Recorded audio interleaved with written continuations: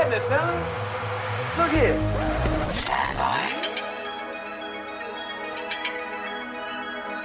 One for C-Lab, two for Draw Eagle, three for Wolverine to round out the trio. In this episode, everybody dies. Broadcasting live from inside the Power Band. This is The Blah. In this episode, everybody dies. I'm your host, Kevin, along with my companions. In time and space, Ben in a jar he go. Hello. And the ultimate slave 2 weeks. What's up? Welcome to the show, folks. We have finally hit the milestone of episode 300. We're gonna pretend this is episode 300 just for you. And we're gonna pretend it's episode 300, even though we've totally screwed up the order of the shows. I love it. But we kind of figured, hey, this is what we do. So this is episode 300. This is celebrating 300 episodes of awesome mediocrity. And for said episode, we decided to do, I don't know, I guess this is kind of the, I don't know if it's the ultimate film, but it's in the ultimate pile, man, for this show. And that would be the original Conan the Barbarian, not the 2011 with Aquaman, the 1982 classic by John Milius. I know, right? I almost forgot about that myself. So at any rate, that film stars, of course, our beloved Arnold Schwarzenegger and Sandal Bergman and Jerry Lopez and Mako and Jennifer Lopez and James Earl Jones and Sven Ole Thorson and Max von Sydow. Let's get into this. Sven Ole Thorson as Foreskin. Dude. He's in every single Arnold movie, man. It does not matter. I believe he was in Conan the Destroyer as well. Not a bad way to get a gig. Yeah, I think no, so. It's not. Just be a bodybuilder, right? Like pull it up on the old internet machine. Clickety-clackety. Conan. Clickety-clackety. Clickety-clackety. Enhance. So Enhance. While you're ejecting, I feel like it's an appropriate moment to say that the reason that this is a fake episode 300 is because we screwed up our schedule and did the wrong show last week, but that's perfectly us. So here we are. Sort of. Happy 300. It was really like that and other things as well. Yeah, I was being bad at many. math. Yeah, basically. That too, yeah. There were factors. There were factors. Kev, speaking of factors, this week's episode is brought to you by Factor.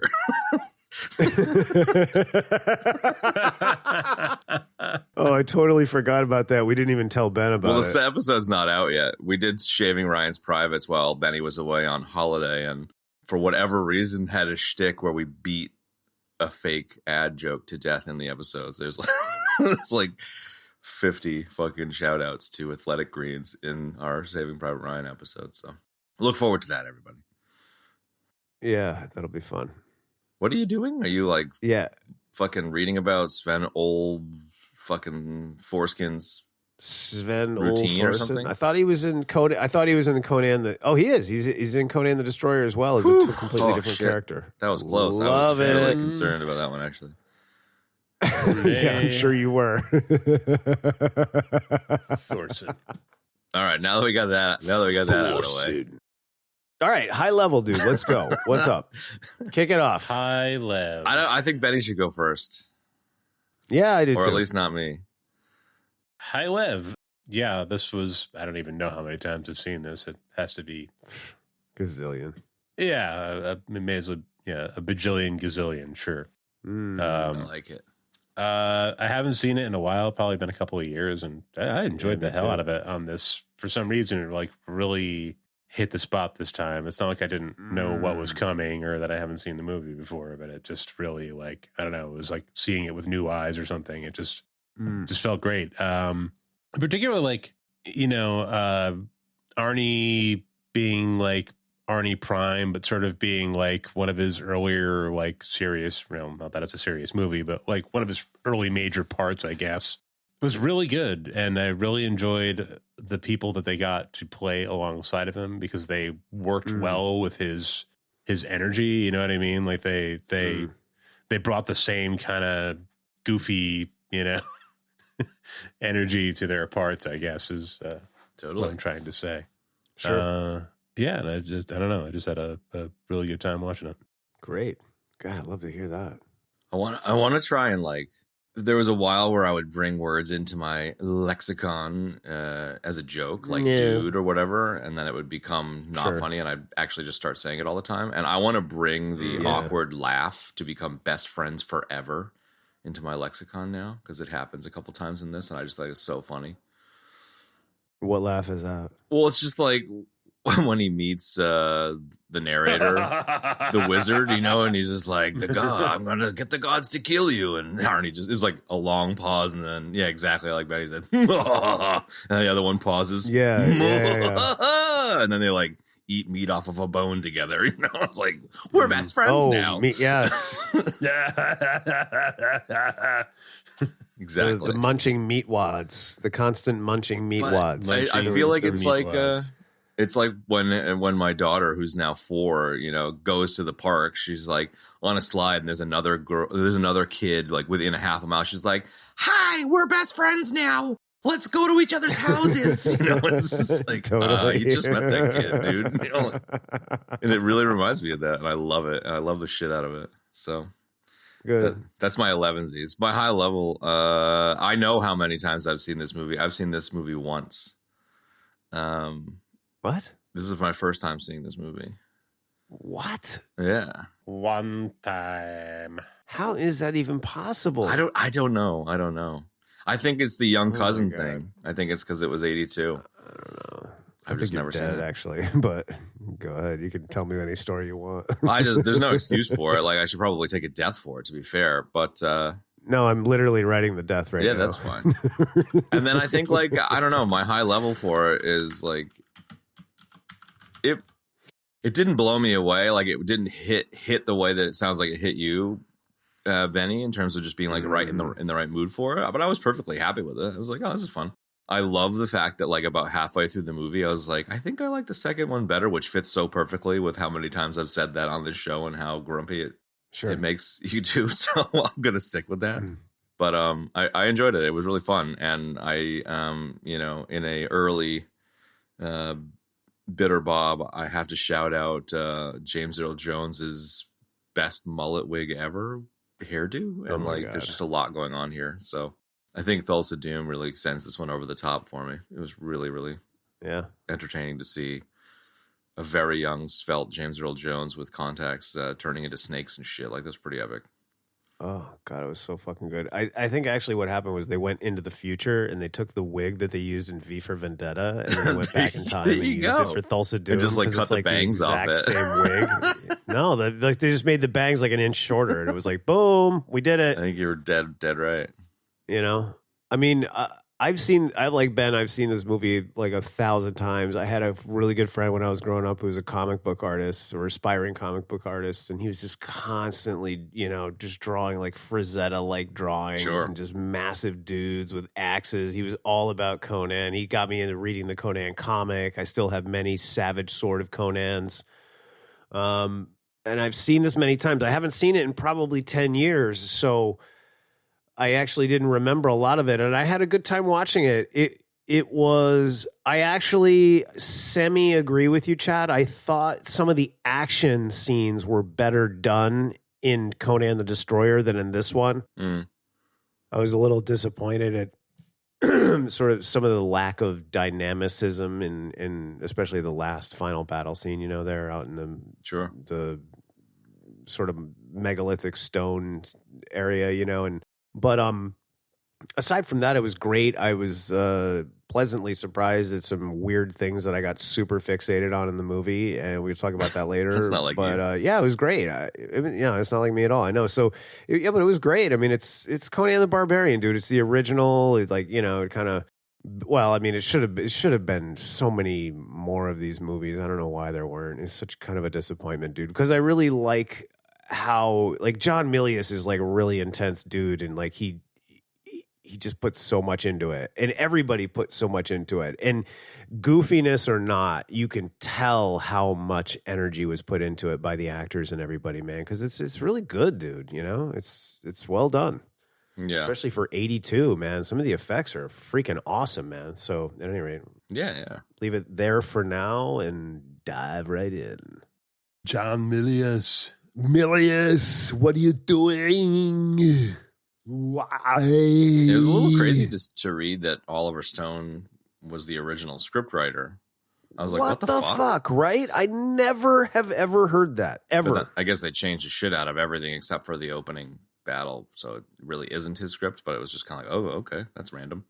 No, it looked like there was like some scenes from the beginning of the movie that were Stone's, but like he had it set in the future, fighting like a league of 10,000 zombies. I was like, Mad dude, Maxie that's or kind of cool. I mean, yeah, sweet, sure, actually, but I mean, he would have ruined Conan, but you know, yeah, because that's not the lore of Conan at all. No, and that scene where Conan was talking about the JFK assassination, that was clearly from Oliver Stone. So, yeah.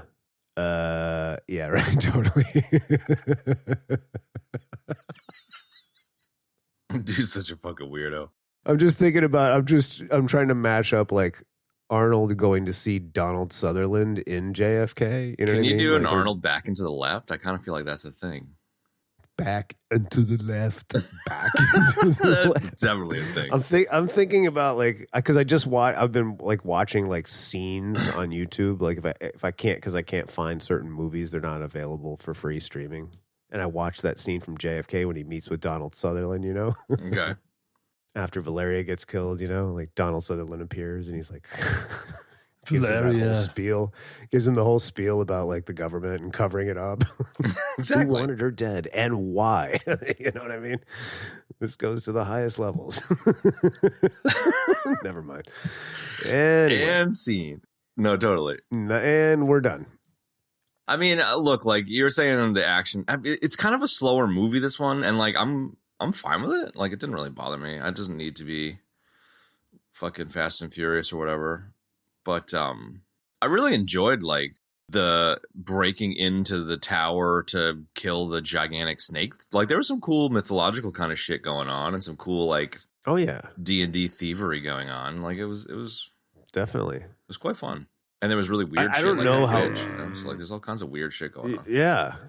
Well, I mean, this is an age of sorcery and monsters, and you know what I mean, and battles and wizards, and like I don't really know. I don't remember any of like my lore from like the comics that I read, and I've never read any of the novels or any of the other comics. So you know, my lore is sort of weak on this, but you know, that's the kind of world that it is, man. You know, it's like barbarians and wizards and shit, and you know. It's like sword and sandal, but kind of from a different angle, which I like. I feel like every sword and sandal now is sort of the same. It's like some kind of Tolkien wannabe bullshit, you know. But yeah, this is kind of like old mythology. I appreciate that it's fantasy without too many of the fantasy tropes. You know, yeah, totally. Right, or I think that, and I think that it's like it just had its own feel that was kind of original. Like it had its own original world, and it wasn't like a clone of Tolkien. And it was like Jason and the Argonauts. You know, the central guy is like this giant barbarian. You know what I mean? As opposed to elves and shit. You know, I just that kind of I just like that. Elves and shit. Yeah, family. Elves and shit. I kind of want to see him. Elves and shit. We got a lot of elves and shit over here. Yeah, Crom. Crom. He's on his mountain. He laughs at your wind god. My wind god will kill your mountain god. My god laughs at your god from his mountain. My favorite thing about my wind god will kill your mountain god is that as soon as he says that, Arnie's like, he has that face while eating chicken of like, yeah, you're right. And this is kind of upsetting me right now. Meatwads, yeah, thank you. Yeah, totally. I love that they're like, they talk about their gods as if they're their like favorite sports team or like totally. MMA fighter or something, you know? Like, yeah. Yeah, that was cool. I think, Yeah, that was one thing I wrote down in my notes was like they're constantly munching on wads of meat, dude. I mean, like, I also like doing that. Good. Hey, dude, I like wads of meat too, man. I just slow cooked some pork yesterday. It was fantastic, but it's like every scene they were like walking around munching on wads of meat. You know, they go into the city. I like it when let's waste no time. Oh yeah. We need to get that's meat pretty wads. good. That's pretty yummy. Where are the wads of meat? We've come a long way. We understand that you're selling wads of meat here. Can you direct me to the meat wads seller? Dude, I like that scene where he's like, they get rich or whatever, and they're like, him and Valeria are now in love because they met 10 minutes ago. And they're like lying in bed together. But they're lying in bed together, and he takes like this huge bite of fucking chicken, and then they start making out, and he still has a mouthful of chicken, and it's just like, it's kind of weird, man. I'm surprised she wasn't like, a little strange. Valeria, I'm going to baby bird you. Oh, baby bird. Yeah. I know my mind is immediately like her going, yeah, your hands are still kind of greasy from the chicken. Do you got like a wipe or something? Don't use wipes. I eat chicken and then I make love. What? He has a packet of wet wipes in his fur vest or whatever. I keeps them for this occasion. We fully started doing the lovers where they're talking about. Oh, yes. Our there bodies glistening with goat meat. Yeah, but it would have to be our bodies glistening with goat meat. It's like just a splash of Herzog in there, and I'm so here for it. What? What do you mean? Just like in mine? Like, there's just a little tiny taste of Herzog. That's because I've been doing Herzog at work a little bit too. Okay. Or no, I was doing it with Funk Bagus in New Hampshire. That's what it was. I kind of want Arnie to play Herzog in a short film of some sort. I think that would be really funny. It'd be really weird and funny. Or for Herzog to play Arnie in an action scene. I want Herzog and Arnie to do a buddy cop film. There you go. Now that would be something right there. An Austrian buddy cop film. Right? From the streets of Vienna. He was a hard-nosed cop. That would write tickets to people crossing the street. He was a nihilistic documentary filmmaker. Until their paths collided. That's it. I mean, it does actually fit the buddy cop trope where you know, it's like the Riggs and Murtaugh, you know. Herzog is the nihilistic, somewhat suicidal guy, and the other one's too old for this shit. Totally. Yeah, Herzog would be too old for that shit. Yeah, but he's also like kind of the crazy suicidal guy. I'm here for it, Benny. I'm here for it 100%. Yeah, I'm totally here for it. Arnold would be like, "Come on, let's go. You need to wait for me." With James Earl Jones as the bad guy. James Earl Jones, man. God damn. That's all I have to say. So it would have to be all nihilistic, you know. What the hell? Yeah. What is the point of fighting crime anyways? Yeah, there you go. Maybe that's the thing. Maybe that's the twist is that he is so nihilistic that they turn into criminals halfway through. He convinces. No, he's being a criminal and Arnold's being a cop, and then he constant like. Well, no, tension. It's not like is it like they're buddy cops, and it turns out it was actually Herzog the whole time, and he double crosses Arnie at the end, or is it that he convinces Arnie to join the dark side at the end? Totally, this is like totally GoldenEye right here. I love it. Yes, dude. Speaking of GoldenEye, I'm convinced that this movie is a James Bond movie. Wait, what? This movie? Yeah. That's why. How do you figure? You're reaching. I'm definitely you are reaching. I think you're reaching too. All right, go ahead. We're making content. I'm reaching for the stars. I don't know. I'm reaching for episode 400, fellas. It's totally not James Bond, but I just enjoyed the subtle call outs to maybe not James Bond, but like some of those tropes of the time where it was like, you know, there's a girl and then the girl gets got at the end, and it's like it's really sad for James Bond. It's really sad for Barbarian, Conan Barbarian. And then there's like the baddie that's trying to take over the world with like the weirdest fucking plan ever. And then there's like, the tech stack, all the random like fucking tying sticks together and making booby traps is the equivalent of like the tech stuff. You're and, onto like, something, dude. Conan's there's definitely a lot of that. Kind of suave, like there, I don't know. There's He's just definitely suave, it's dude. reaching like a motherfucker, and it's kind of dumb, but I also think it's kind of funny. Kind of, but you're right about those items that are there. It's like the framework. Is very similar.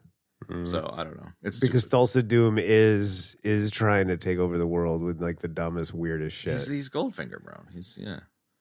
Dude, there was a period of time when I was watching this where like he was talking and I was just like, I was inserting my own of him going, "You've grown a mustache." I'm looking for my son. "You've grown a mustache."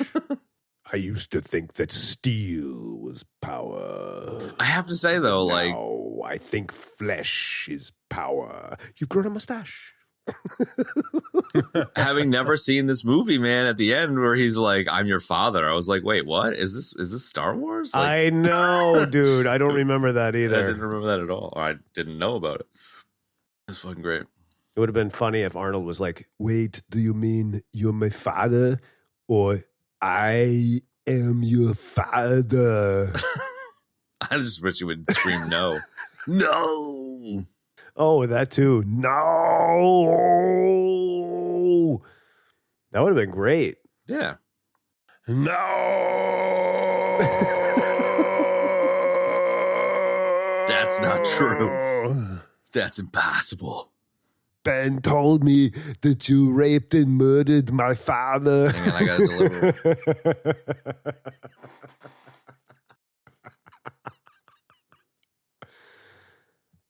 Anyway, where were we? Conan, hey. James Earl Jones, I think. Well, yeah, we were tripping out about. Oh, we were talking about Luke. Oh yeah, and, that's probably we could just leave that Arnold. there. Arnold as Luke. Yeah, Arnold as Luke and James Earl Jones. That's where we were. I mean, he does worship his sword similarly to a lightsaber level of worship. Sure. I love that he had the Conan sword behind his desk and as the governor. Like, that's pretty cool and kind of lame, but like kind of totally epic. Cool. There were 2 of those swords made for the movie, and they cost $10,000 each. I believe it. They're pretty legit. Yeah, they were real, dude. That was cool. Unlike some of those axes that look like they're made out of plywood. Oh my god, giant barbarian hammers. Yeah. Oh my god, foreskin and his stupid hammer. Dude, that fucking hammer. Jesus. Dude. The hammer of four. What'd you call him? Foreskin? Yes, foreskin. Foreskin. His name was Thorgrim, but I just kept hearing foreskin. That's fair enough, man. That's fair enough. That's totally fair. Well, his actual last name is Thorson, so foreskin. Works. Thorson, sure, yeah. So I don't know. We were talking about the mythology. Well, not the mythology, but you're talking about the like fantasy shit. Okay. And I think the piece that I like there is that it's, in the time before Atlantis or whatever the fuck he says in the beginning.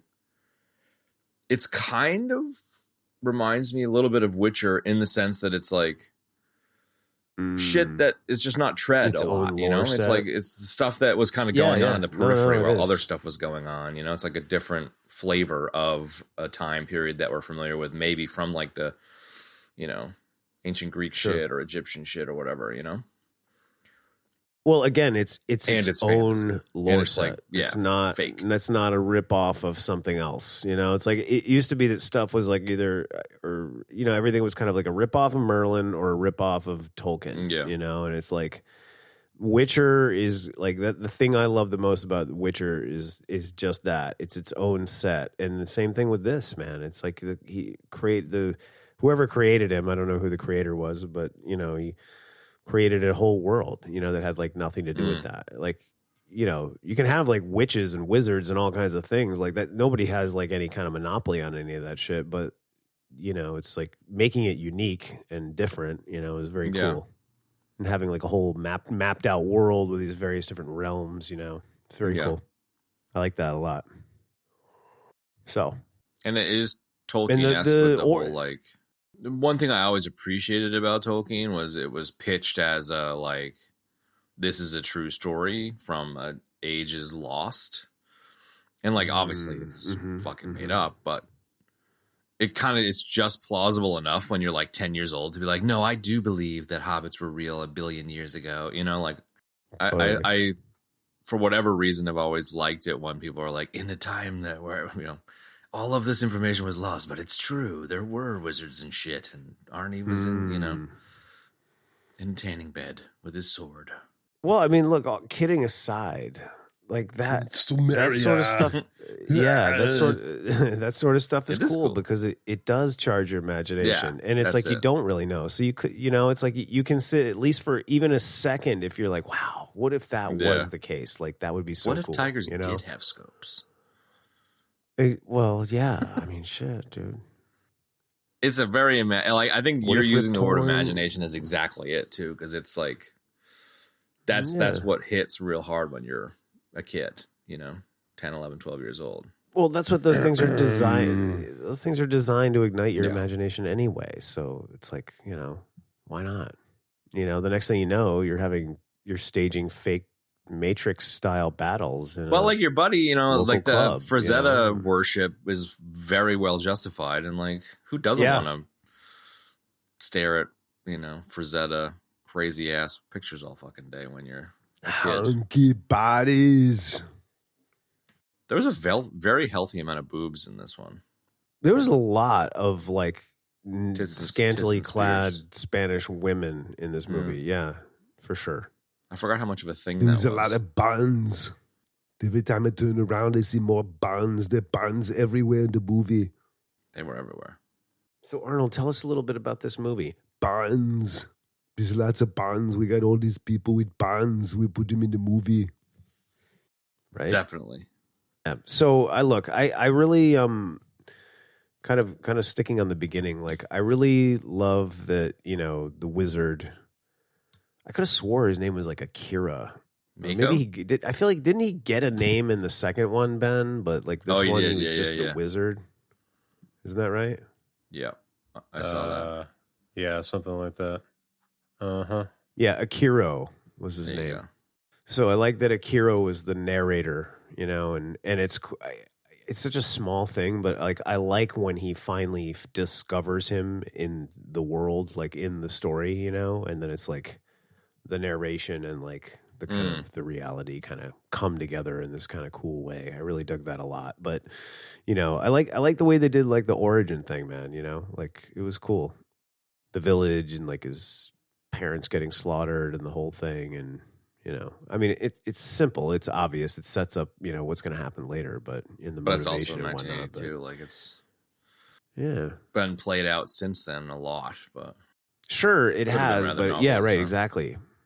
Yeah, but it was pretty lengthy too, man. You know, and it showed him kind of going from boy to man and like pushing how he that became fucking like, wheel of pain for 20 years.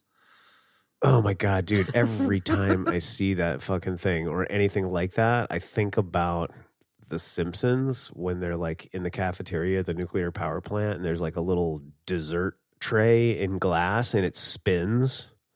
I don't remember And Lenny's that. like, it doesn't matter. Like Lenny's like, hey, gee, I wonder what makes it spin. And the other guy's like, who cares? And then they do like one of those things where they go underneath, like down like 3 levels, and there's like a giant wheel exactly like that with some guy pushing it and some other guy whipping him. I love that. Yeah, that's what I always think about.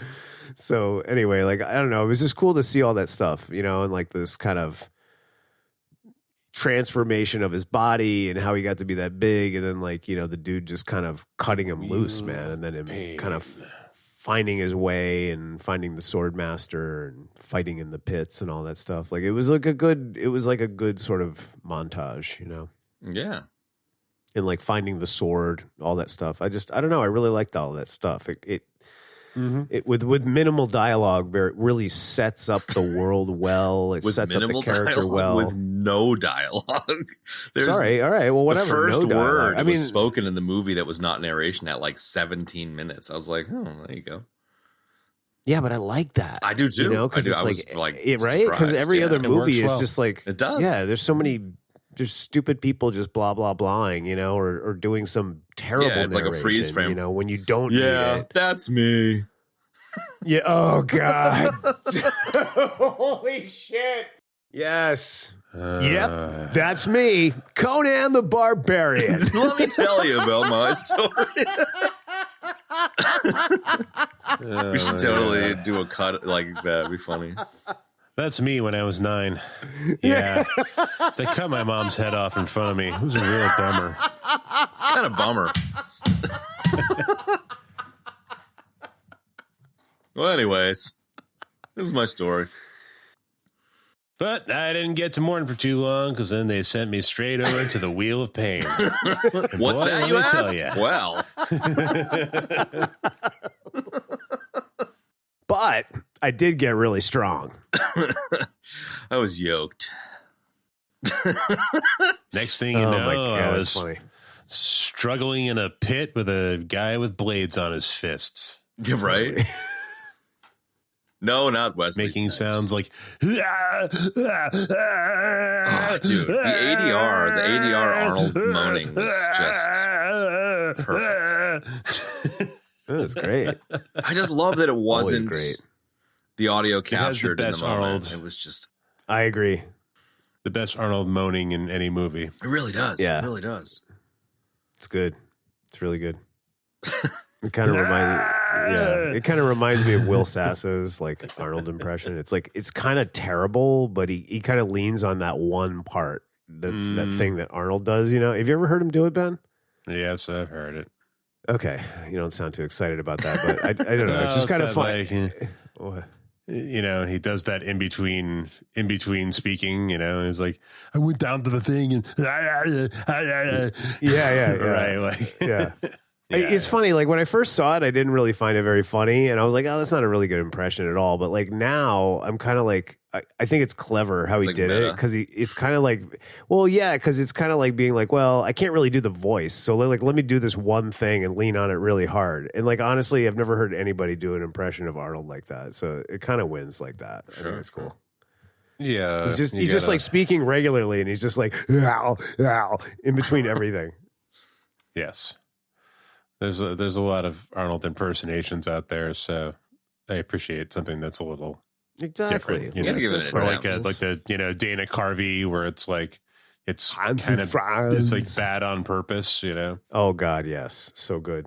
That was so funny when he goes on Saturday Night Live and they do a Hans and Franz sketch and like, oh my God, so good, so stupid too. Yeah. Then we go to pump you up. But you guys were, I can't remember. I think it might have been you, Kev, earlier saying it was Prime Arnie. And I think, absolutely. I mean, oh no, sorry. It was Arnie Prime. And I would actually say that like, That was me. yeah, I would say this is not Arnie Prime, even though it isn't. Just for the sake of conversation, I think you're right. like this for me being a first viewing is like just before. Like I kind of like that he kind of sucks. Like he has a presence on the screen, but he also is like acting with Max von Sydow and James Earl Jones, and there's like he doesn't quite have the same gravity that he does maybe in like a Predator or some of his other films around this time, or like even a Terminator. And I like that. I like that it's a little rough around the edges. It kind of fits. Yeah. So I agree. I don't know. It was just kind of interesting seeing him. Like you see him in that stupid Johnny Knoxville movie, and like it's after all of the success, and this is kind of before, Right. And I kind of like that he's still a little green, I think what I meant. I think What I go ahead, was Ben. because I was the one who said it. Yeah. What I meant was like it's like Mr. Universe Arnie. Oh yeah, Exactly. Sure. Yeah, That's yeah. what I was thinking Yeah. too. Yeah. Yeah. Like when he was like physically prime, like probably exactly. late 20s, early 30s. Like he was just. But I mean, look, let's. It's a good. I'm glad you brought that up. Let's talk about that for a minute. Is like he like they spent so much time with him working with a dialect coach. And this is the result. And well, I mean, look, I chuckled when I read that, dude. I was like, oh, okay. I mean, say what you want, dude, but No, it's but funny, like, dude. I mean, his Rain on the accent, like, plane. his accent was even worse, dude. You know what I mean? Lies mainly on the plain. Dude, I want to see that. What? The behind the scenes of him working with the dialect coach? No. I want to see him as what's that fucking movie with Audrey Hepburn or whatever? Oh, I don't know. The one where it's like they take the fucking take the like chick from the slums of London and turn her into a fucking rich bitch. I can't believe how badly I'm dying right now. Yeah, you're dead. Come on, you're a fucking theater guy. I know what you're referring. My Fair Lady. I know what you're talking about, but I'm not sure what it is. My Fair Lady. Henry Higgins. Dude, I want to see that. I want to see that so bad. The Henry rain Higgins. in Spain lies mainly on the plain. I never, ever envisioned us having a My Fair Lady death in all of our 300 episodes. And it's finally happened. So here it is. Finally, after 300 episodes, it happened. I know. I got my wish, my secret wish. It really is like the Infinite Monkeys typewriting. It really is going on here. It kind of is, man. I mean, look, here's what I'll say. Like I get what you're saying, and that's funny. But like when I was watching this, I was like, this guy, like when I was a kid, he was just like, one of my like heroes, and he was like Arnold, and he was like, blowing shit up and, just strong and all this kind of thing, man, and it was cool. But like, as I've, been a fan of this actor for all these years of my life, right?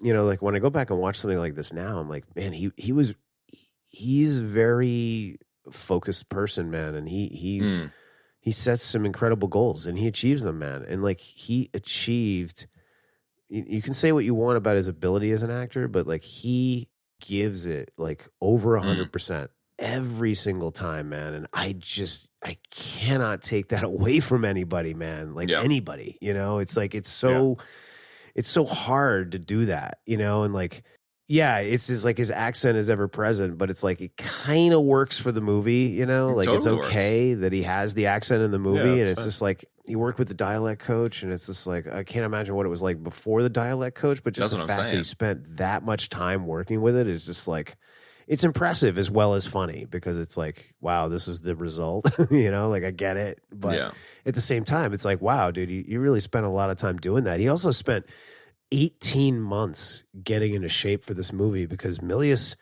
envisioned the character being a lot leaner, right, and more athletic of a build, as opposed to like a bulging muscle body, So like I never ever thought of it either, man, until I read that, and then I was kind of watching it and reading it at one point, and I was like, wow, he is different. He does look leaner in this movie as opposed to like Terminator when he's like super swollen, man, which came out just 2 years after this, So I don't know, just like stuff like that. I'm impressed. I'm still impressed with the guy. You know what I mean? And like even watching this, like, yeah, you're right. There's scenes in the movie like when has the scene with Sydow and like, when he has the one-on-one with Darth Vader, he's like, there's times where you're just like, he's still new. He's still learning. You know what I mean? But he's still totally focused on. No, it wasn't bad, and he's still focused. Like he's doing like the simplest thing you can do as an actor. It's like focus on the other actor.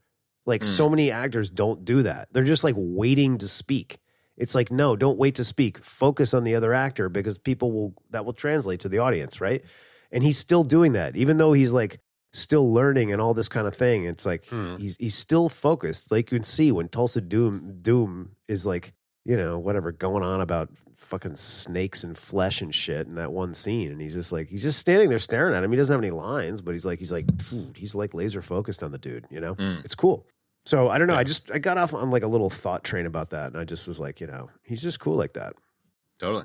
I mean, you can tell he's green, but I thought it was a great performance from him. Yeah. Like, and a good place for him to like kind of cut his teeth, because it's not a very dialogue driven movie, like he can bring his physicality and I thought he was very good. Right. Early prime Arnie. It was green and charming as opposed to green and like, oh, he'll get there eventually. Like he totally brings it. It's not like he said, it's not bad acting. It was just slightly green acting, and I found it. I guess it's kind of like, I don't know. It's like It's not the Hercules movie or the whatever the. Well, that's actually a good point, Ben, because the Mr. Universe one, but it's like the Hercules in New York one. It's like, I mean, that's a great example because that came out really not that long before this. So you can really see like kind of like a quantum leap between that and this, you know what I mean? In terms of like his ability, you know, and again, it's impressive. And I think, you know, the other thing too, is that getting to work with on such an early film, like one of your first films, you're getting to work with James Earl Jones. Like, dude, the guy's like, you know, a major stage and screen actor, man. You know, and they became bros at too, one point, goes to show. Well, I read that that Jones took an interest in Arnold and helped him with his acting. It's like, dude, you don't get that lucky, man. Like on your first movie or whatever, your third movie, it's like you're working with this like world-class talent, and now he's like helping you. Like, what could be better than that? But he's also not going to help you if you're a fucking idiot or if you suck, you know, like, so there's that too, you know? Right. And you can kind of, you know, you can tell that the guy's not an idiot and he's totally driven, you know? And then also really, you know, Sandal Bergman, like she comes from like a theater dance background. She was recommended to Milius by Bob Fosse, you know, who's like a famous, you know, sort of choreographer from Broadway. And like, you know, that's pretty impressive too, man. You know, it's like it's like a cool, interesting group of people to be working with, you know, on a first movie and to soak up. And really, I mean, Mako too. Like Mako, I mean, talk about a guy that like nobody really talks about. Like that guy has been around for fucking forever, dude. And he is a amazing actor, dude. He's been in so many productions, and that's not even counting all of the theater, man. Like that guy is a absolute. I was thinking about this while I was watching it. I was like, I have seen this guy in so many movies, and like you never see him get any accolades. And like this guy is like a true American treasure, man. You know, like Japanese American actor who's just a absolute powerhouse, dude. He's so fucking good, man. No doubt. Definitely seems to fall into that like Asian bullshit, can't get a role kind of thing. Yeah, maybe that's it. Yeah, that very well may be it, man. And that's even more of a shame. But you know, it's like amazing that he got as much work as he got did. a ton of work despite it. If that's the case, yeah, absolutely. Just to finish up that green thing, I think like I think it's the right word. I think, but I think it sends the wrong message. Where I think for me as a first viewing, it was really nice.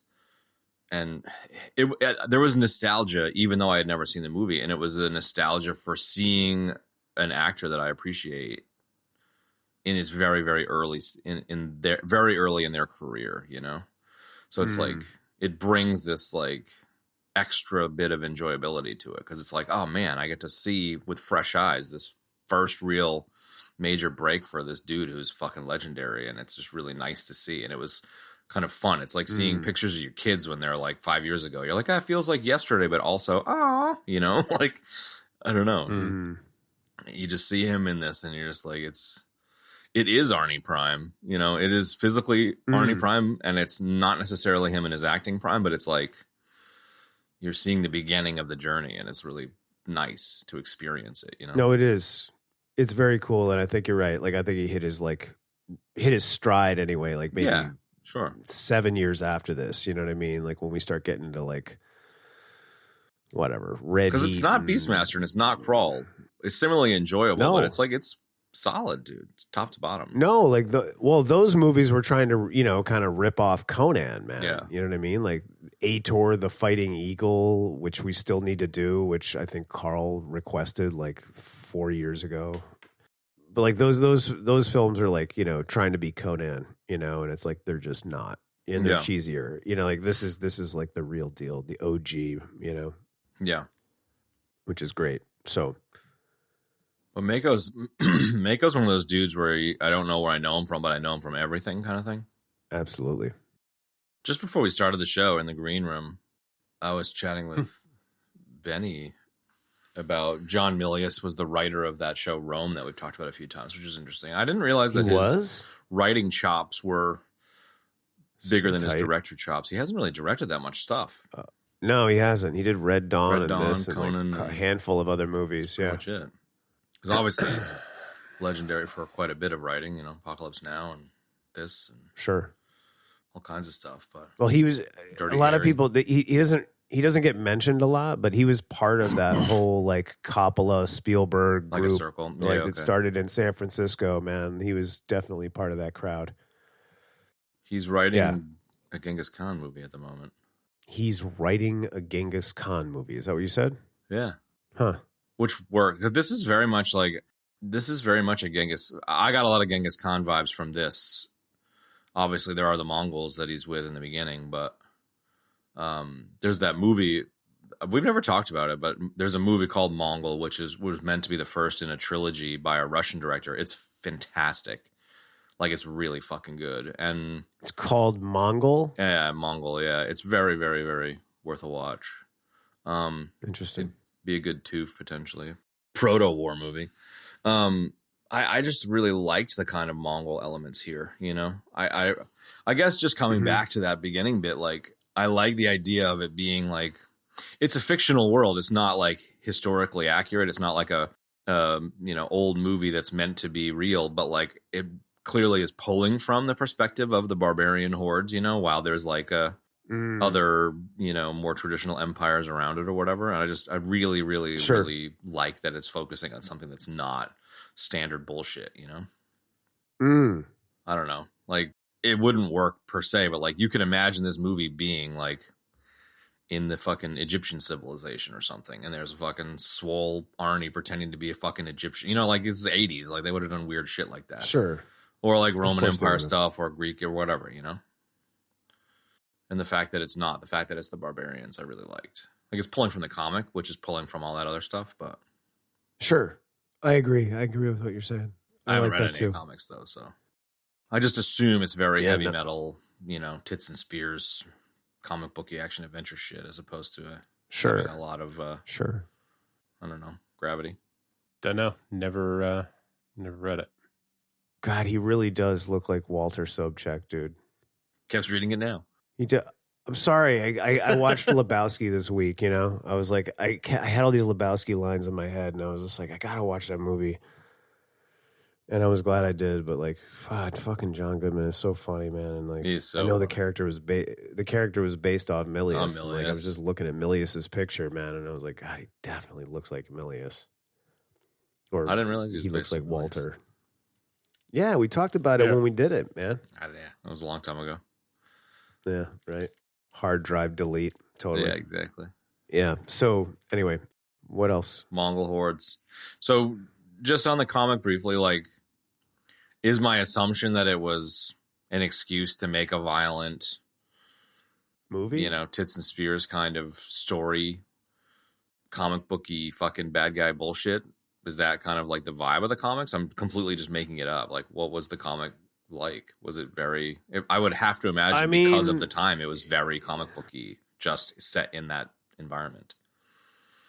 Well, I mean, yeah, I don't know. It was like a lot of blood and fighting, and it was black and white, or at least it was in the beginning. The Savage Sword of Conans were like the large format, like the magazine format size, and like those were, but like they had like good stories, and he was always on an adventure. I mean, it was fucking Conan, you know what I mean? It was always about an adventure to do X or Y or whatever, and it was a lot of beheadings and large axe wieldings and so forth, and that kind of thing. Sure. I honestly haven't read a Conan comic in so long, dude. I just could not remember.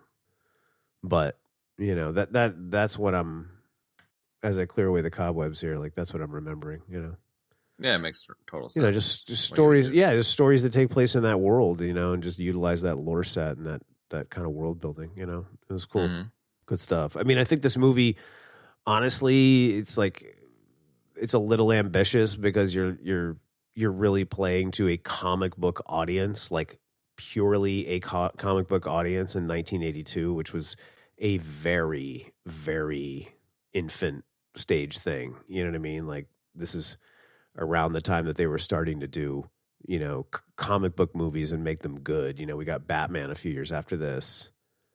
But it's like that's pretty ambitious, man. It's like it's one thing to make like, you know, Batman with Michael Keaton. You know what I mean? It's Batman. Like a decent amount of people know who Batman is, but it's like to take something straight out of a comic book property and make it into a movie like this, like that's pretty ambitious, man. You know? Sure. It's kind of crazy, actually. So, you know, I mean, when you look at other attempts and there's shit like the old school Punishers and the old school He-Man and you know like there's plenty of and like the made for TV Spider-Man movies and that old Captain America movie that were just absolutely dreadful. Totally. Like Superman Reeves was probably the first decent comic book adaptation to a film.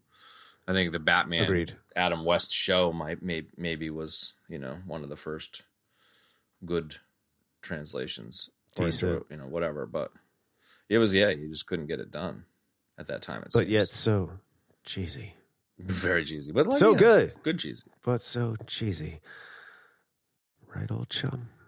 And this is digging down deep too, you know. I don't know. It's a very smart, considering how much shit is just pulled straight from comic books nowadays, like how much they'll make like Kraven the fucking Hunter or Morbius or whatever random ass shit they want. Like this is very, very, very early in that, you know, take an obscure thing from comics and make something with it. And they, you know. Totally. It was very smart. Despite the fact it didn't do great, like it's very smart. It was. I would have thought this would have done better.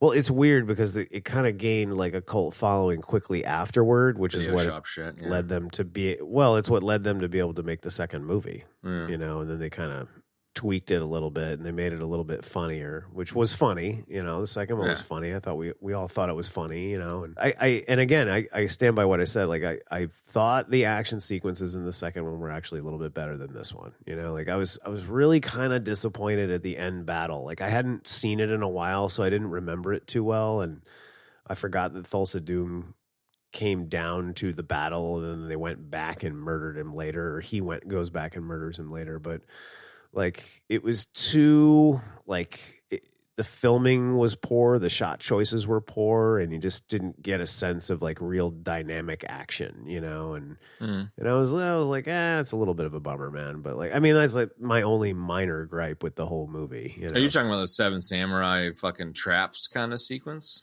or the sticks in the fucking hill stuff at the end? Yeah. I mean, there were some good parts of it. Don't get me wrong, but like, you know, like. And some of these things are like they're like totally gripe of Kevy, but like I was like, firstly, I was like, okay, so they're out by the ocean. Where are they getting all of this wood from?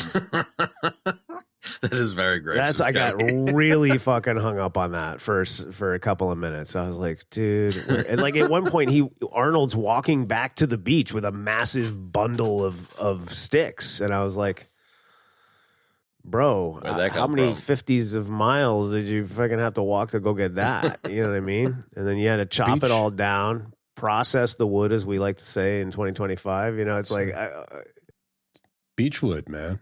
There you go. Sure, it's all beechwood, dude. Driftwood, bro. You should have just hacked. You should have hacked up some Budweiser.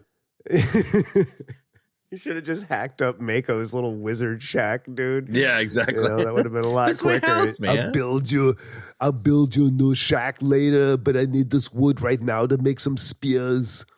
You know, so I don't know, that really bothered me. And then what bothered me even more after that was like him and oh God, what I can't remember how to pronounce his freaking name now.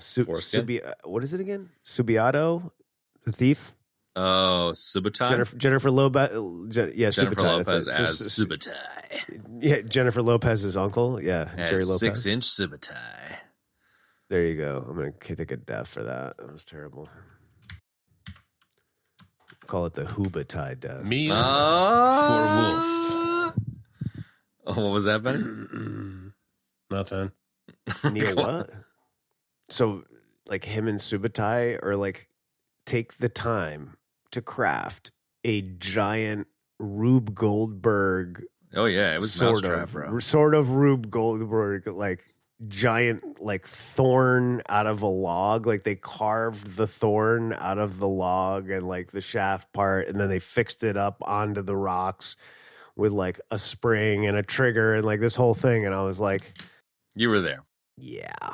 I'm here for it. I mean, I was there for it, but I was like, where would they get the wood for that? You know, like, yeah, I got really hung up on that for a second. Okay. I just like the idea you got hung up on it. Yeah, but so anyway, like that was my only sort of gripe with the whole thing. It was just the action was like it just felt a little bit flat in that scene, you know. Like the other action scenes were really good, and there was definitely buckets and buckets and buckets of blood, which I thought was good. Lent it well. Milius, you know, that guy's not afraid of blood. And buckets of hands. Can we talk about the soup for a minute? Sure.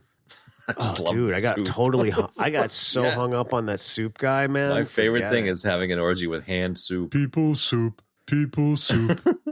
We're going to have some people soup. What is that from? What? People soup. What is that from? That was me last night watching that guy gleefully stirring the soup. I just started calling him the soup guy. Like, people soup. You know? People soup. Frodo Lunch Lady Land. Yeah. I called it nefarious stew. I was like, look at this smoking. Dude, that should be your rap name. Giant cauldron of nefarious stew, right? It should be a band name. Nefarious Stew is your rap name now. Yeah. Nefarious Stew is my rap name. Yeah. I like it. Yeah, I don't know. I mean, I just like the idea. I just like the idea of it where it's like, all right, so this is like a death cult, right? Yeah. What should we do? Well, why don't we do like an orgy scene where there's like lots of boobs and like the soldiers need to get there, Totally. you know, they need to relax. And like, okay, well, like, what can we do to like, I don't know, spice it up a bit? Like, well, they could be eating people soup. Like, what do you mean? Sure. Yeah, people soup, you know, like they just like cut hands off people and like make it into soup. It's like, yeah, but I want to look like a minestrone or something. Like, well, we can make it green. Okay, I'm with you. It's like, what? Just it looks creepy, you know, green, you know. Like, okay, yeah, let's green, do but like creamy. Yeah, creamy. There's like a whole head in there. There was. Dude, did you was. notice that when he dumped it out? There was a whole skull in there. So I guess all the meat had sort of like kind of fallen off that bone. Little bits of brain, eyeballs, and such. Go send Jimmy down to the Stop and Shop to get 65 cans of cream of broccoli soup. Oh, hey, when you're down at the store, can you grab a couple of frozen heads? Soup. I just love too. Like they're like, cool. Okay, yeah, I like the idea. Butcher and see if they have any heads. They make such great stock. Get 15 hands and 2 heads, but that it gets the whole way right. And they're like, yeah, all right, let's do it. Yeah, let's do that. That's a great idea. Okay, cool. And then they're shooting it, and they're like, can you tell it's people soup? I feel like a Larry David Seinfeld thing. Like, how do you tell it's people soup? How do you tell? Yeah. Like, well, we could have a girl randomly just pull a hand out and take a bite of a finger. It's like, okay, yeah, let's do that. Is that what she did? Yeah, she like reaches in and grabs a hand. It's like, I rewound and watched that sequence right before we got on to do this. And I was watching her and I was like, what is she pulling out of that stew, it was a hand, man? bro. Nothing gets me more ready for an orgy than, eating a finger off people's soup. Yeah, people's soup. Dude. Eating people's soup. I get. What's the deal with people's soup? What's the deal with people's soup? Why is it green? Dude, you know what? I get where you're coming from with that voice, Ben. Like, because now I'm thinking about the He's the keeper of Nazi. the soup. Yeah, the soup Nazi, and like when she taps him on the shoulder and he finally turns around.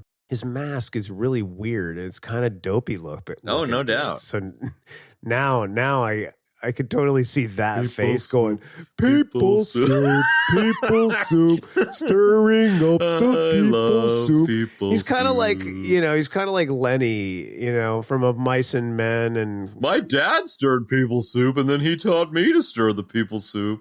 No, I'm the people soup. Kind of mixed with Carl. Yeah. We're going to have some people soup tonight. What's for dinner, guys? People soup again. What's your job? Guys, I stir the people soup. Guess what day it is? It's Tuesday. People soup. People soup day. People soup day. Hey, everybody, I made a batch of my people soup. Come and get it. Daddy's got to sing the song, you know. People soup, people soup, We're soup. going to have some people soup. Stirring up some people soup. Hey, you guys see that new really big ladle I got? Give it a stir, let it simmer. People soup. Add a hand, people soup, people soup. What do you guys think this needs? Right. Should I throw another head in there? I think it's got enough head flavor. And then he tips the fucking people soup over, man. You know, it turns into a it's the weapon. best. I I love the cauldron that holds the people soup. I love that it requires 8 grown men to caddy the vat of people soup Giant all vat the way of up people to soup. the soup spot of the orgy, right? It's like you've got your orgy room here down below. This is where all the sex happens and all the buns are. And then up top, you know, you got your little perch with your people soup. Hey, what and goes just up like your there? Simpsons Well, that's thing, where the people's soup goes. just like your Simpsons thing, where you go underneath and see the guys toiling on the wheel of pain. Like they come in through the like red room with all these like the amount of just like half butchered human bodies was just like you don't see that kind of gore really in movies anymore. I don't know. You're just like, why are there all these headless bodies with no hands? It's like, we're making people soup. It's people soup night. Yeah. They don't use the rest. They just leave it there. But the hands and the heads, man. Hands in the heads, dude. It's like chicken feet. We man. need It's a just few delicious. more heads for people soup night. I love that that's a thing. I love it too, man. I kind of was just picturing for a second. I was like, before there was a little bit of noise when I was saying it, but I said like he's kind of like Lenny and kind of like of Mice and Men and kind of like Carl a little bit, and then all of a sudden I was picturing Carl stirring that pot with like just like in his like Carl garb, you know, or maybe his coveralls from Bill Cox's shop. With that giant ladle. Or mustard.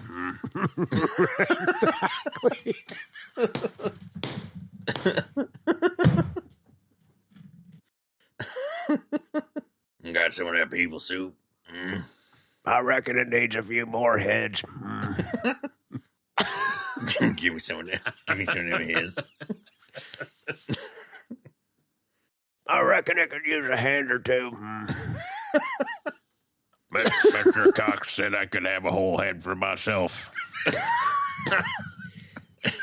No. He would say this. He would go, well, Bill Cox usually lets me have some of the people soup. But I reckon I could lay off of it for today. I like the heads personally. He's more biased.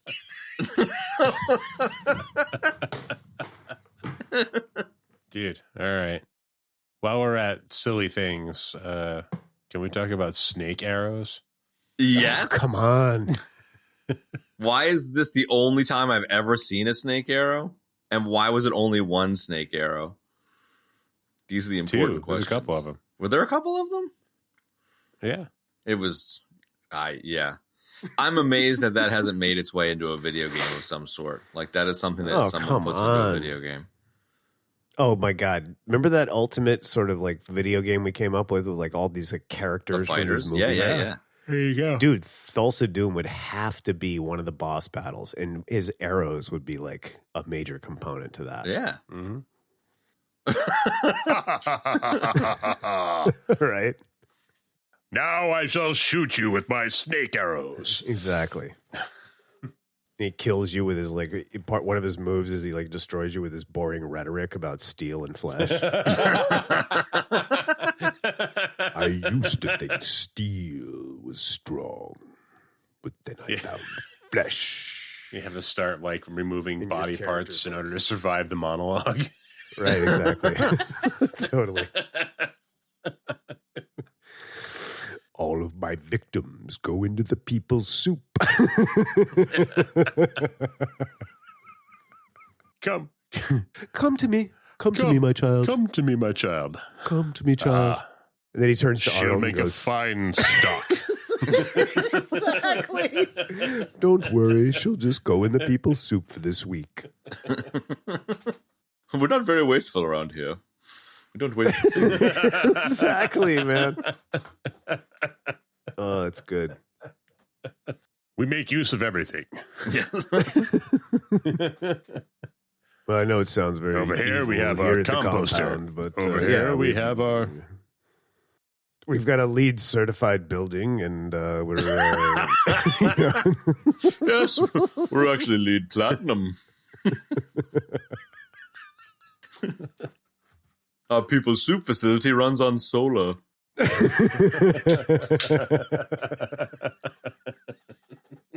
People soup facility.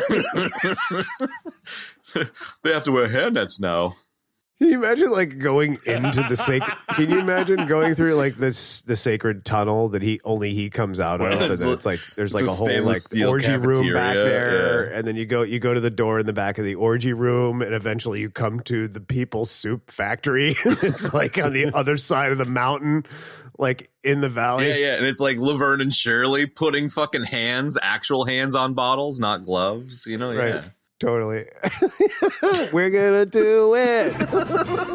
Well, they don't. Actually, we don't have hairnets. We just use human skin. We just use the skin from... We just dry the skin from human heads, and then they put that on over their head. Yeah, like leather face masks. Totally. Sort of a precursor to what you would call in modern times a hairnet. We didn't if have you will, nets if you back then, so we utilized dried human flesh. Very similar effect. We got to use every bit, tip to tail. You've grown a mustache. People soup guys like, I don't ever get any hair in the soup. I don't. Dude, that guy did actually have like some kind of weird human skin mask on because he looked very weird. He's straight up from the factory mask, floor. Right. You broke into my house. That was the purpose. Stole my property, and you stole my people's soup. Usually I get me one of the heads. Hey, Carl, how's the people's soup coming? I reckon I could use a couple more heads. So bad, dude. Oh, man. I don't think we're going to top that. Yep. I don't either. Should go out on a high note. I should go on a high note. Right? Oh, my God, dude. No, Any let's other do bits and bobs then. I mean, you got to shout out the you got to shout out the witch scene, man. Dude, the witch scene was really cool, man. Like, I love it. I mean, it's Do you it's want like to come it's sit kind by of my fire? I'd be like, not anymore. No, kind of no.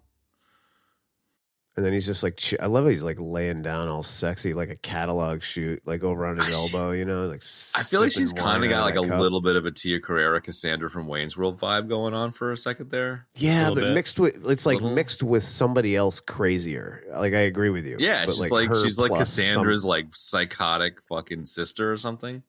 Yeah, Cassandra's making it big in the rock band in LA with Rob Lowe, and like she's out in the sticks, fucking luring dudes into her fire, Yeah, whipping up spells. Yeah, I don't know. I liked how when he threw her into the fire, like she kind of like turned into a spirit, and then like it was cool the way that like the flame kind of popped on, like as she moved around the room, like that was one thing I wanted to talk about was the effects, and we can do that in a second.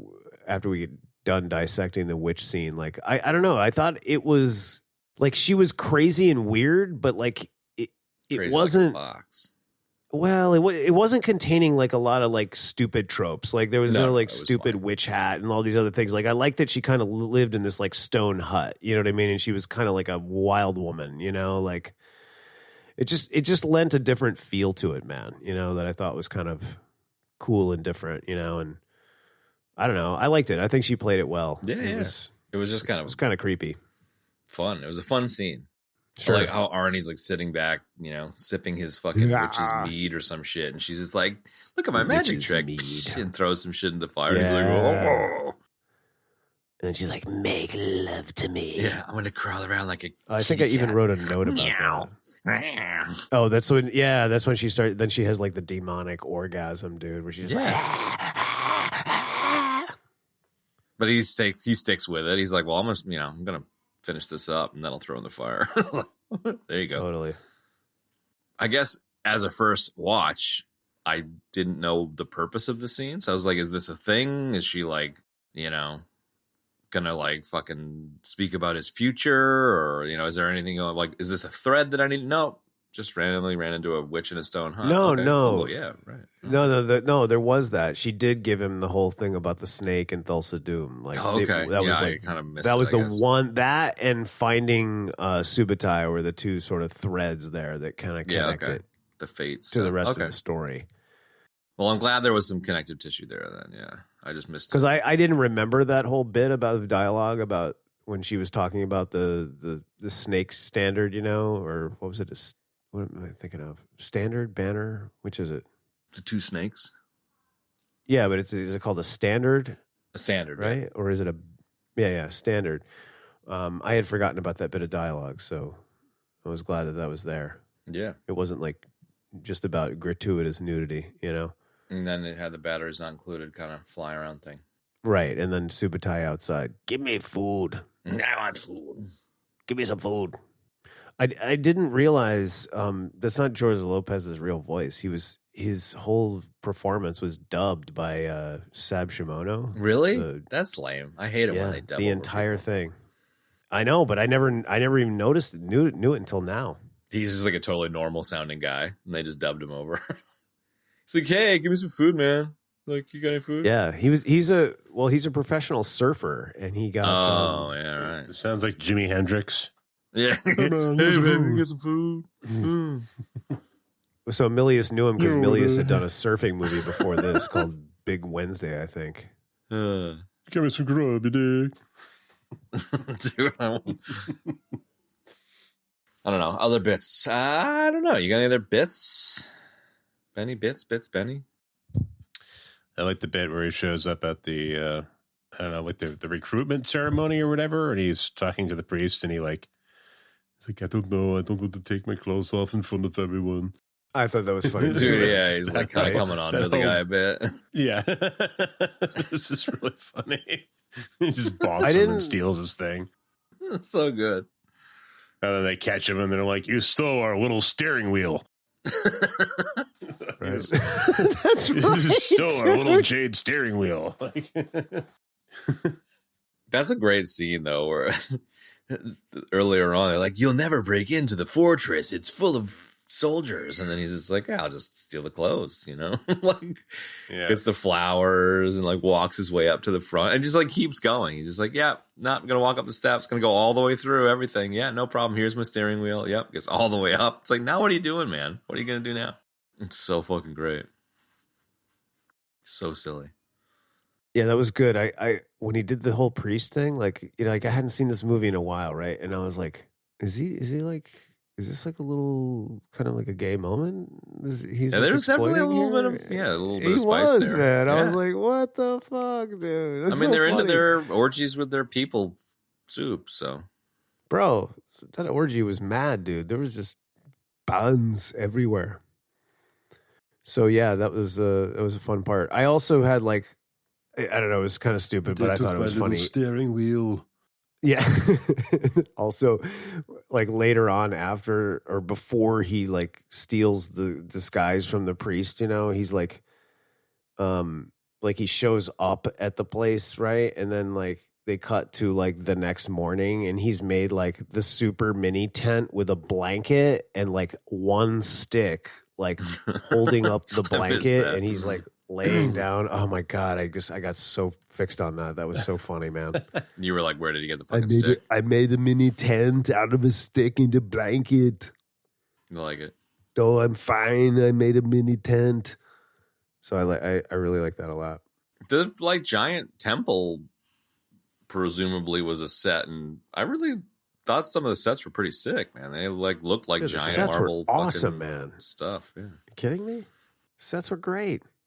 Dude, like all that, like I love megalithic structures, you know, Stonehenge, like places like that. Like I got super into that from watching Ancient Aliens, man. Ancient There's all Aliens, these bro. spots around the world.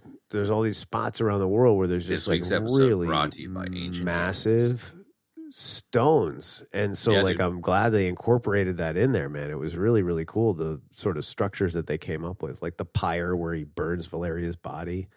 No you know, fight, all no those work on different day. places and the temples and such. Like those sets were fantastic, man. They filmed the whole thing in Spain. I didn't realize that. So some really cool locales there.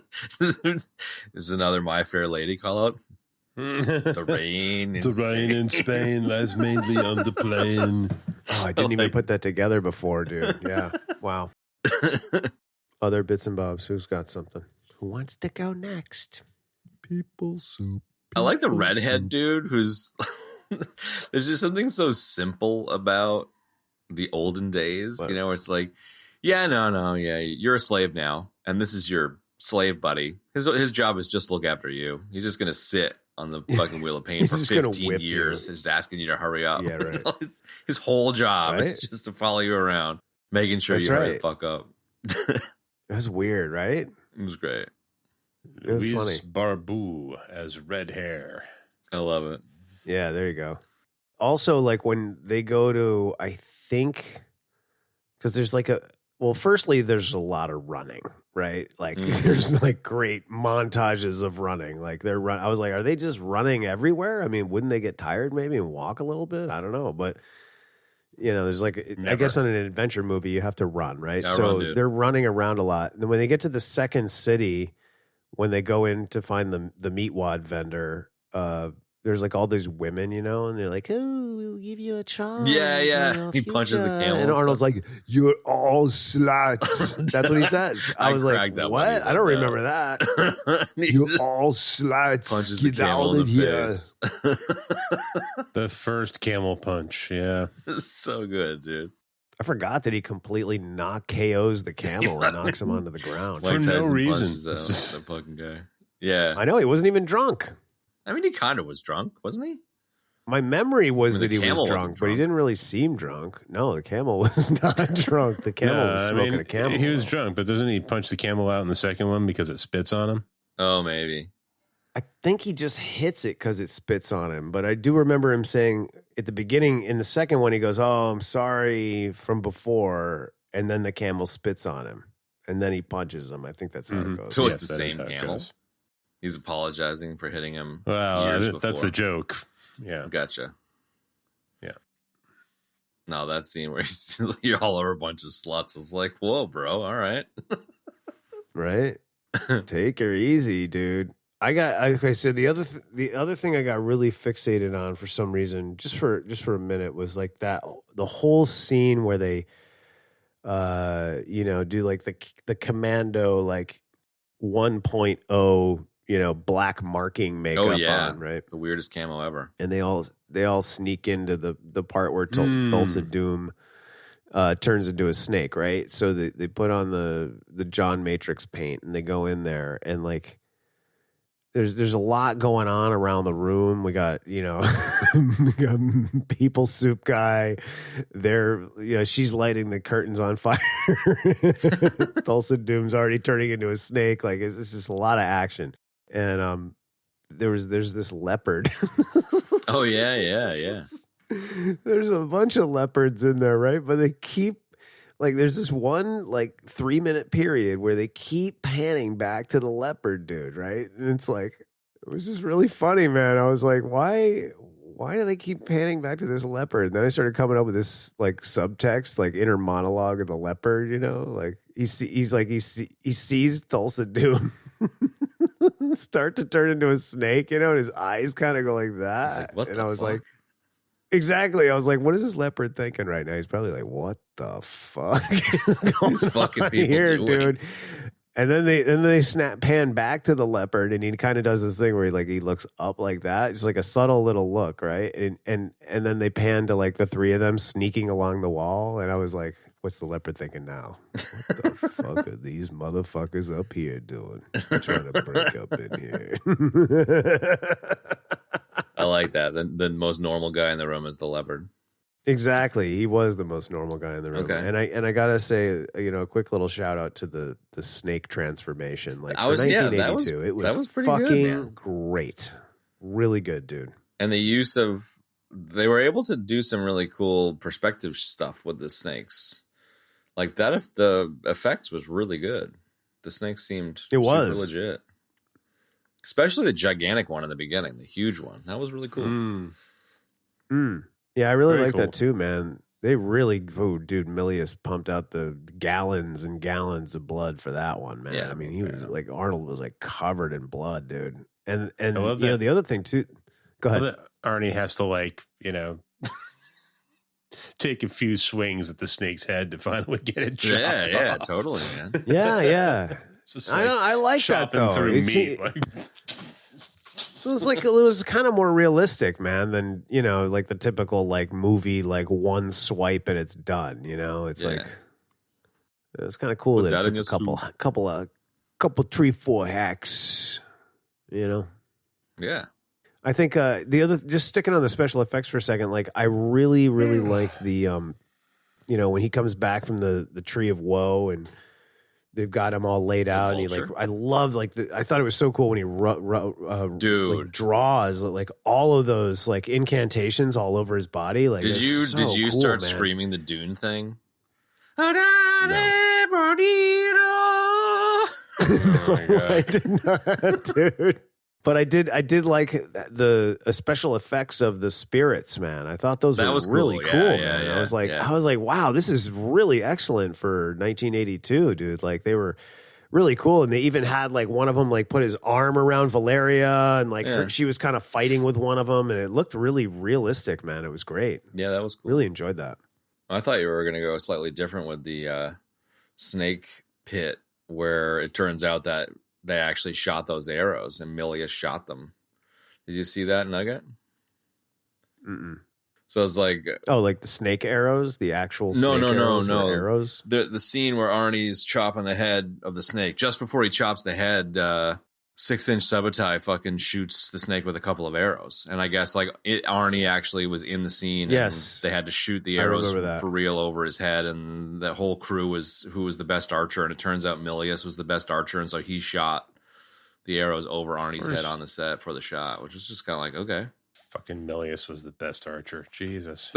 Right? Wow. Like, how do you figure that out? I'm sort of like not surprised at all. Mr. fucking NRA. I don't know. I just liked it. I liked that they were just like, fuck it. Let's just, instead of doing a composite shot, let's just shoot arrows right over Arnie's head because it's the 80s. Let's do some cocaine. Yeah, that's cool. As cool as whatever you're reading.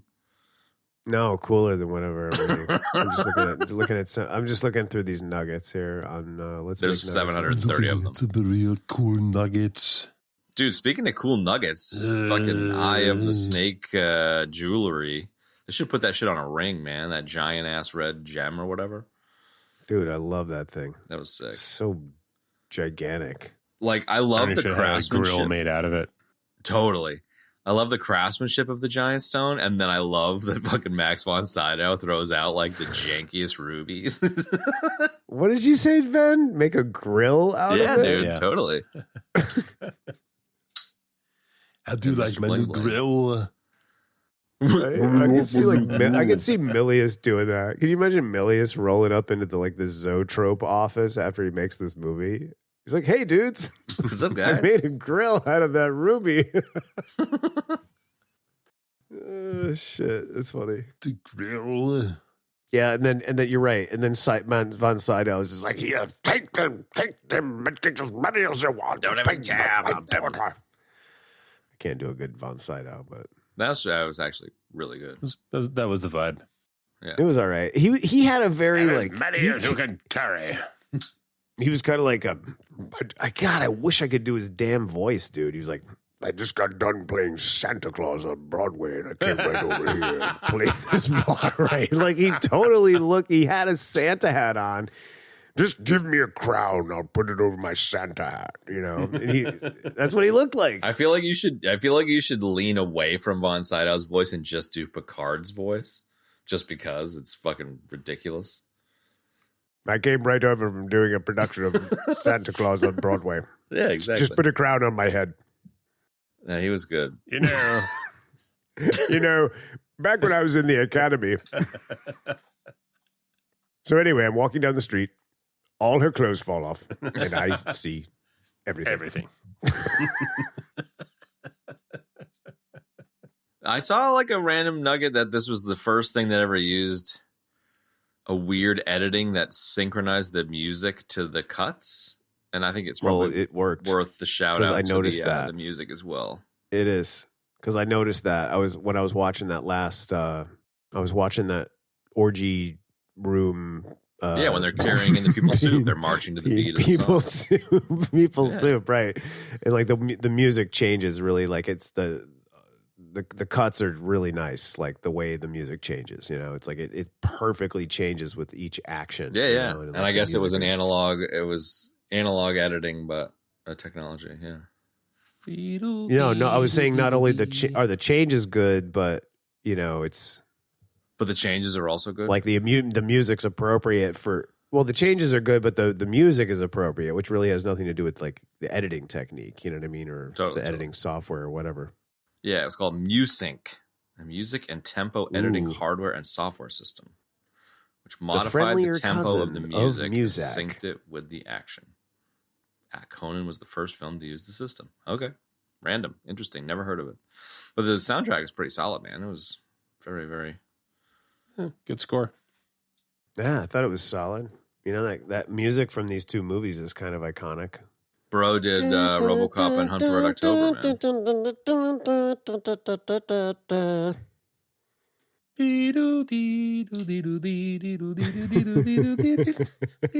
Not to be confused with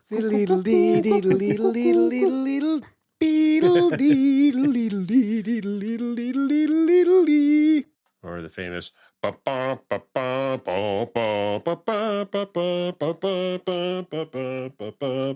Was that one in this one, Ben? Because I was really waiting for that. Destroyer, yeah. But I feel like there was like the bones of that one were here, like the seed of that was in this one, and then they kind of like made that in the next movie. In my mind, it's in both of them. And yeah, just like in my mind, he says "Boombada why." He knows. Exactly. Oh, he was the conductor for Cherry 2000, Benny. Why? And Quickly Basil Down Under. Polidorus. I like it. There's a little nugget in here that's not really much of a nugget, but it's worth commenting on. Neither Arnold or Sandahl Bergman had ever done a love scene before. They were both kind of feeling awkward about doing it together, and I gotta say, like the scenes with them, I felt were really, really good. Like one of like the cornerstones of the story is like his relationship with Valeria and like how he falls in love with her, and like, you know, it's a cool dynamic because she's like a warrior woman, you know, and it's like you really get a good sense of that in the movie and like how much he really cares about her and how much he loves her. And it's like, you know, if they were feeling awkward in that first love scene, like it played beautifully, man, because you know, that would have been the first time that they were together anyway. And it just works. You know what I mean? And like they had good chemistry and they worked well together. And I mean, she's a beautiful woman. There's a lot of beautiful women in this movie, but like she's a really beautiful woman. And I don't know. I really appreciate that. That's all. It was better than the weird breeding scene earlier. Yeah. With the witch. Yeah, that was super weird. It's like, weird? Okay. No. You know what's weird? No, not with the witch. Like, no. When the Mongols have him in a cage and they bring the random girl to come and they're like, we bred him with our best stock. And then he's like, I've never had sex. Let me give you my coat. Yeah, exactly. Now take off your coat. Now we're gonna take the coat off when we get across the room. I know, we just put it on. We're gonna take it off now. Right? Exactly. You know what's weird is that just like a couple weeks ago on Steam, they had Conan Exiles. The game was like $5. And I was like, how could I possibly go wrong? It's $5, right? You son of so a I bitch. bought it. I have no idea what it is, but I bought it. You didn't even play it? I haven't even installed it. No. It is a survival, like, kind of RPG sort of game. I played it for a little while. That's fucking... It's punishing, though, because it's survival. So, like, you die and you're basically starting all over again. Yeah. Awesome. With nothing. It's kind of like Gauntlet. Really? That bad, huh? Yeah, that's pretty bad. That's beat. Well, give it a go. That's just the style of game, And if you play it with buddies, then you kind of have a support system, and you're not like in a situation like I was, where you're just solo and you run out and you get fucking ganked by a crocodile after you built a bunch of shit, and you're like, dude, well, there you go again. Yep, that's it for me. Ganked by a crocodile. Ganked by a crocodile. Oh my god, dude, it's so funny. Bits Bobs, Nuggety Bobs. We did all that, dude. We did nuggets, sort of. We did nuggets. All right, well, deaths. What do you got for deaths? I just want to throw one thing out there quick before we wrap up, and that's the fact that every single one of the top tier baddies in this movie had bangs. They did, including Arnold, actually. No, the baddies. Like the baddies had like full on, Thulsa Doom had like the really, really short bangs, tight. And Sven Thorsen had bangs, and then the other dude had bangs. Like they all had bangs. They did. It was all about the bangs in this. Arnie didn't really have bangs, but his hair was a little shorter in the front, but it was still sort of parted. Just straight up had fucking bangs. And we should probably take a death for not talking about that somewhat handlebarish stash. Was that Foreskin or the other guy? No, Rexor had that. Yeah, Rexor. That was pretty sick. What is that stash? Is that like a swoopy that's a handlebar? Because it doesn't go down super far, but it goes down a bit. That's what I call a handlebar, but most people call the curly end mustache handlebar. I don't know, dude. I would call that a handlebar. I need to look this up for posterity. I know, I'm looking it up right now as well. It's a pretty good stash. Come on, and then in the final scene too, Arnie's got a kind of a pretty epic king beard. Yes, he does. There's a bit of mustaches with steaks. There's meat wads and mustaches this week on the show. Yes, meat wads. Although every time I see meat wad, all I can think about is the fucking Aquatine. Yeah, that's the same. That was cool. I was trying to squeeze a Frylock joke in somewhere. I just never got anywhere. Yeah. We are from the moon. I used to love that fucking show, man. Yeah, it was a good show. Did you ever see the Hypno Bean episode? That was my favorite fucking episode. No. I love the movie where Neil Peart comes out of the watermelon dude's ship and plays the drum solo of life and resuscitates Meat Wad.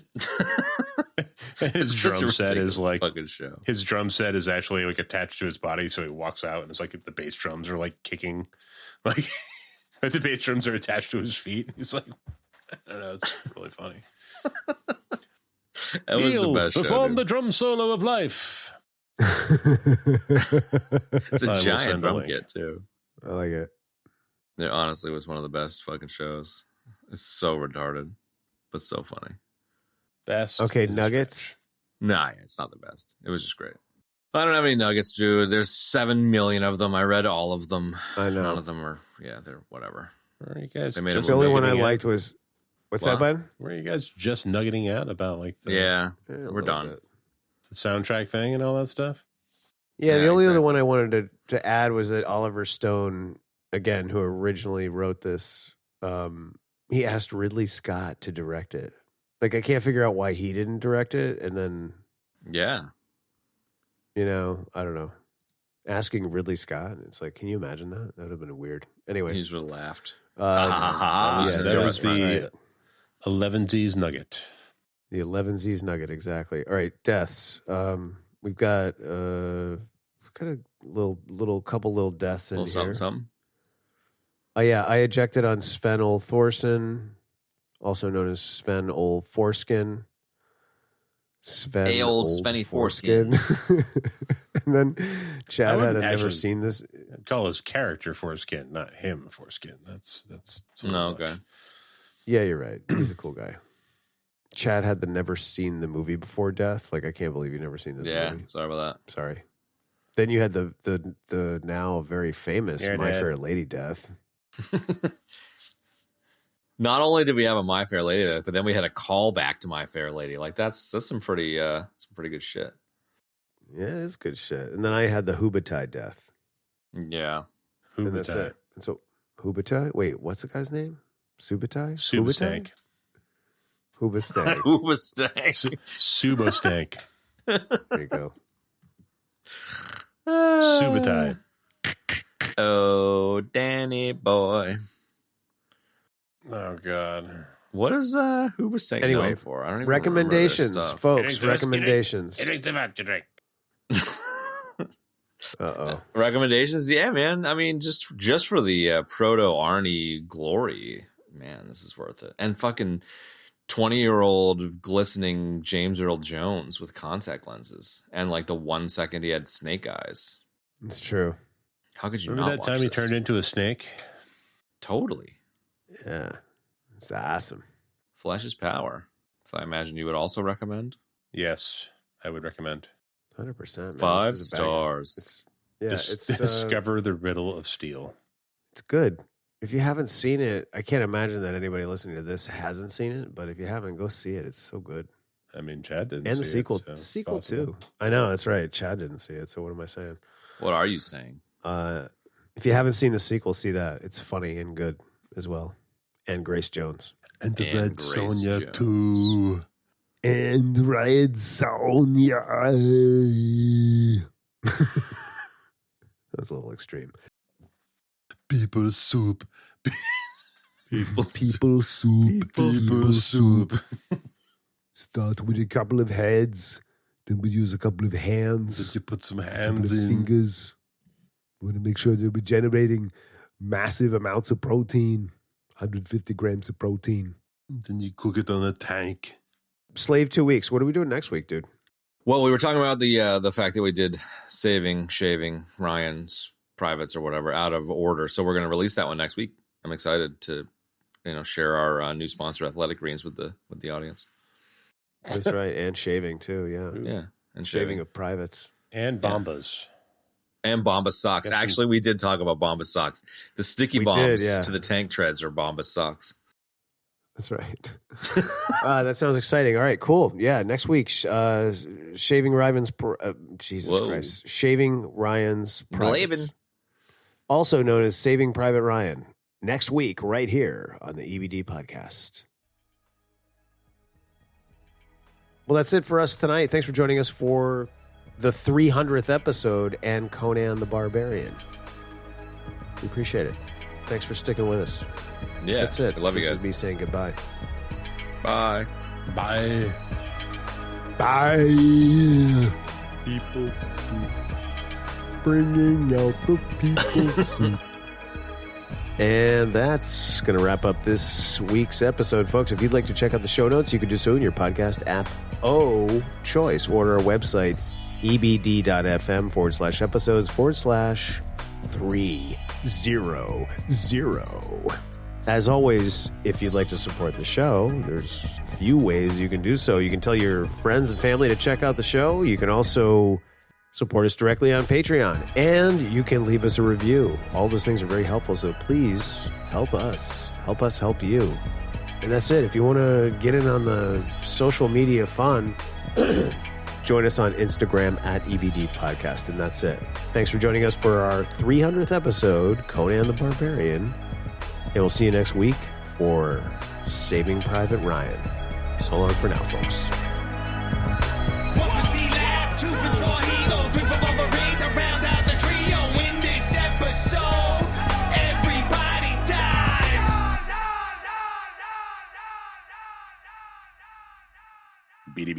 People soup.